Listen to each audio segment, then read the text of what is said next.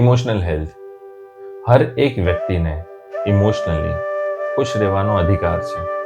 પણ શું તમને ખબર છે કે આપણે પોતાની ઈચ્છાઓ, પોતાની એક્સપેક્ટેશન્સના લીધે સામેવાળાની ઇમોશનલ હેલ્થને પૂરી રીતે ડિસ્ટ્રોય કરી નાખીએ છીએ? કઈ રીતે? હું તમને સમજાવું.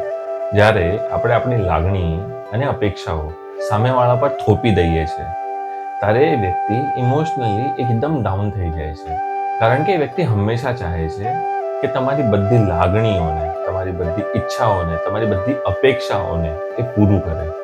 પણ જ્યારે એનાથી નથી થતી ત્યારે એ વ્યક્તિ એમ વિચારે છે કે કેમ મારાથી ન થઈ શક્યું, કેમ હું મારા પ્રેમ માટે કે મારા ઘરવાળાઓ માટે કંઈ ન કરી શક્યો, અને ત્યારે ઇમોશનલી ડાઉન થાય છે.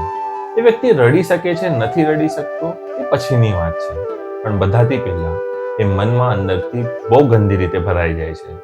તો હંમેશા તમારા પાર્ટનરને, તમારા ઘરવાળાઓને અને હરેક વ્યક્તિ જે તમારા માટે કંઈક કરતું હોય એને પૂછતા રહો, શું તું ઇમોશનલી ખુશ છે?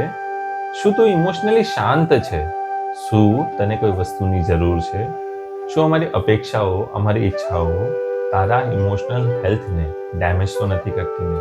અને જ્યારે તમે વ્યક્તિને પૂછશો ને, એના પછી તમને જે જવાબ મળે ને, એ હિસાબે તમે વિચારી જોજો કે તમને એ રિલેશનશિપને કઈ રીતે આગળ લઈ જવું છે.